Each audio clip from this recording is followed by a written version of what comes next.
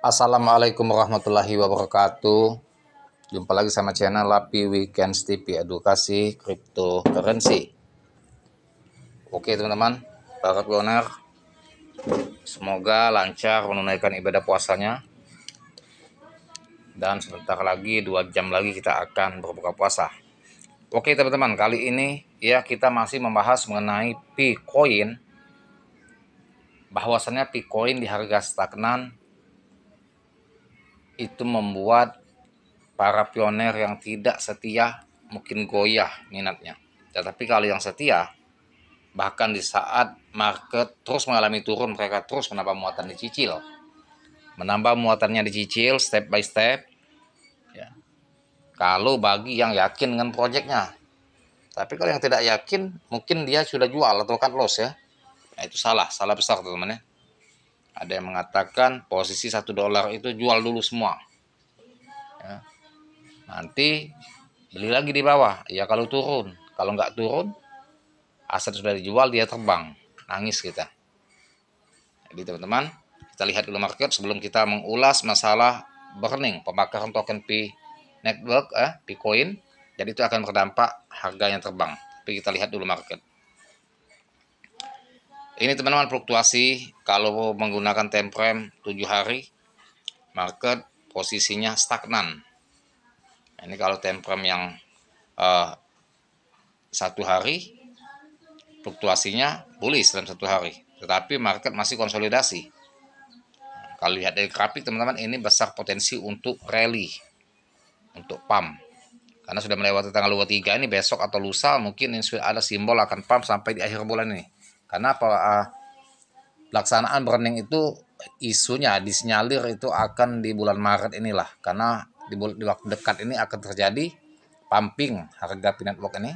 Makanya yang $1 ini jangan pernah tidak buy kalau yang belum ada simpanan koin P. Nah ini ya, ini grafik kalau kita bentuk dalam candlestick, kita lihat dalam bentuk candlesticknya.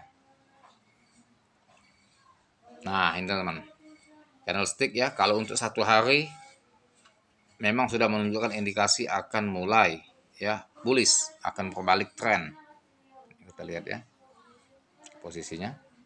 Ini kalau yang 7 hari. Nah 7 hari pun begitu, sama. Dari 1,5 dia tren turun dalam 1 minggu ini. Kemudian market recovery di 1,15, atas balik lagi ke harga $1 dan stagnan di harga $1. Tapi ini sudah menunjukkan candle hijau dan berpotensi sekali untuk mulai membalik arah. Kalau minus karena dia dipakai time frame 1 minggu, 32% minusnya. Kalau kita hitung dari 1 minggu pada waktu penurunan ya. Kalau di 1 hari dia sudah menunjukkan tren bullish, berbalik tren. Semoga ini akan terus teman-teman. Nah, semoga ya. Nah ini faktornya teman-teman, faktor pendukung bahwasannya rumor 118 juta Bitcoin dibakar, picu kenaikan harga P network. Jadi burning itu untuk menstabilkan antara unlock koin secara besar-besaran dan juga secara bertahap, maka core team melakukan langkah dengan burning pula secara bertahap.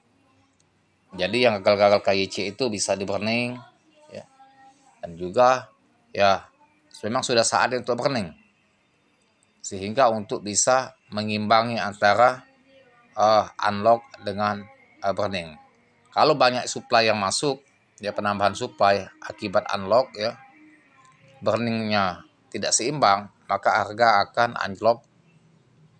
Tapi kalau seimbang dia bertahan bisa ternaik, dan itu untuk menanamkan kepercayaan investor. Dalam beberapa hari terakhir, rumor mengenai aksi ban token Picoin kembali mencuat dan menarik perhatian komunitas kripto. Menurut laporan dari website CoinGap, terdapat spekulasi kuat bahwa sekitar 118 juta Bitcoin akan di-ban atau dibakar bulan ini. Nah, jadi bulan ini ya. Jika terwujud, langkah ini bisa menjadi katalis penting bagi harga Bitcoin yang tengah mengalami tekanan. Nah, kalau terjadi betul-betul ya, dalam bulan Maret akhir ini, sebelum akhir bulan Maret terjadi pembakaran koin sebesar 118 juta Bitcoin, maka itu akan menjadi acuan harga akan naik, ya, karena sekarang ini harga dalam proses masa tekanan jual, tetapi ini sudah jenuh jual, ya, sudah masuk ke zona jenuh jual. Kenapa token BEN jadi isu penting? Apa itu BEN? Nah, bagi pemula yang belum paham apa itu BEN, burning terhadap token, ya. Token BEN adalah proses di mana sejumlah aset kripto dikirim ke alamat yang tidak dapat diakses alias wallet mati atau dead wallet. Tujuannya adalah untuk mengurangi total supply yang beredar yang sering kali mendorong harga naik, terutama jika permintaan tetap atau meningkat. Jadi dengan mengurangi supply itu, teman-teman, membuat token itu semakin langka, makanya harganya bisa berpotensi naik atau pump. Nah, jadi teman-teman, pembakaran itu dikirim ke wallet mati atau dead wallet, ya, sehingga token itu tidak bisa lagi digunakan, di burning, jadi betul-betul mengurangi supply. Nah, dan juga jika permintaan tetap atau meningkat, maka akan berdampak signifikan untuk harga token tersebut untuk beralih ke naik atau pump. Kekhawatiran dilusi supply. Bagi penetwork, isu BEN muncul di tengah kekhawatiran besar soal dilusi supply. Data menunjukkan bahwa dalam 12 bulan ke depan akan ada lebih dari 1,6 miliar token Bitcoin yang di-unlock, sekitar 1,4 miliar US dollar. Rata-rata per bulan sekitar 136 juta token akan dilepas ke pasar.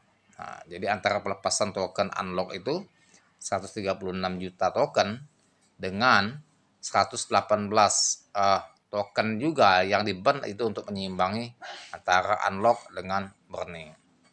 Dampak BEN pada harga, kondisi ini tentu memberi tekanan jual yang tinggi, membuat token BEN terlihat sebagai langkah potensial untuk menetralkan efek negatif dari unlock besar-besaran.